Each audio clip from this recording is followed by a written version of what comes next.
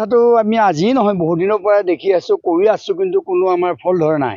বিশেষকৈ আমাৰ যিখন বিদ্যালয় মাগুৰমাৰী কলবাৰী হাইস্কুল এখন স্কুলত বহুত দূৰৰ পৰা ল'ৰা ছোৱালী আহে, এই ৰাস্তাৰে আহে। কিন্তু এতিয়া তেওঁলোকে এই ৰাস্তাৰে আহোঁতে কিমান সময় যে তেওঁলোকৰ যায় এই কথাটো আমিহে গম পাওঁ।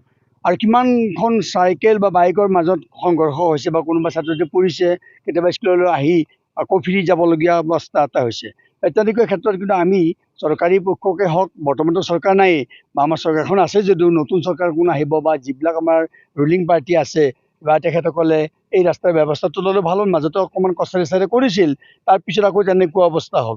এতিয়া এই অৱস্থাটো কৰি আছে কি আমাৰ যিটো অসম মেলাত সোমাইছে, কিন্তু দুইবাৰ তিনিবাৰ হেনো হৈছে আৰু কি মানে এই কি বুলি কয় এইটো আমাৰ টেণ্ডাৰ হৈছে, টেণ্ডাৰটো আকৌ মানে কেঞ্চেল হয়, আকৌ ৰিটেণ্ডাৰৰ কথা কয়।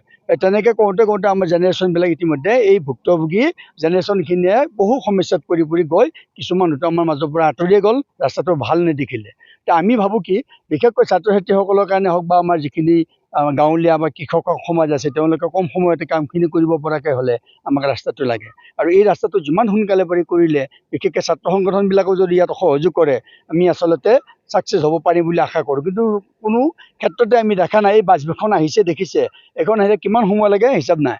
আৰু আমি যেতিয়া বাইক লৈ যাওঁ বা সৰু গাড়ী লওঁ, আমি সেই গাড়ী লৈ গ'লেও অ'ত ত'ত খুন্দা লাগিবলৈ আমাৰ গাড়ীৰ মানে মূৰখনেই আজি বাহিৰত মানে পঠাব লগা হৈছে মেকানিকৰ ওচৰত। সেইকাৰণে ভাবিছোঁ কম সময়তে আমাৰ এই বতৰৰ মাজতে আমাৰ ৰিপেয়াৰিং কৰি হ'লেও মানুহখিনি মটৰিং কৰিলে তাৰমানে আমাৰ কাৰণে ভাল হয় আৰু ল'ৰা ছোৱালীখিনি স্কুলত অহা যোৱাত সুবিধা হয়। আৰু বাকী যিখিনি আমাৰ পেচেঞ্জাৰ আছে, মেডিকেলত যোৱাই হওক বা ক'ৰবাত যোৱাই হওক, অফিচ ষ্টাফে হওক, সকলোৰে সুবিধা হয়। এইখিনিকে আমি আশা কৰিছোঁ আপোনালোকৰ থ্ৰুত।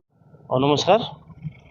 আমাৰ এই মেইন PW ৰাস্তা এইটো বহু বছৰ ধৰি এনেকুৱা খাল বিল হৈ আছিল। মাজতে BTC গঠন হোৱাৰ পিছত অলপমান আমি সকাহ পালোঁ, ৰাস্তাটো অলপ ভাল হৈছিল। এতিয়া মোটামুটি 4-5 বছৰ ধৰি গোটেই গাঁটা সদৃশ মানে এই ৰাস্তাটো কোনো পাব্লিক মানে অহা যোৱা ভালদৰে কৰিব নোৱাৰে। আমি যিমান জনপ্ৰতিনিধি পালোঁ গোটেইবিলাক কামচোৰ। গতিকে এইবাৰ আমি 4 মেলৈকে আমি আশাৰে বাট চাই আছোঁ যে এইবাৰ বিধায়কগৰাকী আমাৰ কামখিনি কৰিব লাগে বুলি আমি আশাৰে বাট চাই আছোঁ। আৰু আমাৰ BTCৰ ইলেকশ্যনৰ আগত BJPয়ে হওক BPFে হওক কম্পিটিশ্যন কৰি আমাৰ ইয়াত মানে শিল বালি ছটিওৱাৰ ৰাজনীতি কৰিলে। গতিকে এতিয়া জয়ী হোৱাৰ পিছত কিমানখিনি আমাৰ পাব্লিকক মানে সহায় কৰিছে বা ৰাস্তা ঘাট পদূলি এইবিলাকৰ মানে গুৰুত্ব দিছে, গতিকে আমি সেইটো কিন্তু দেখা নাই।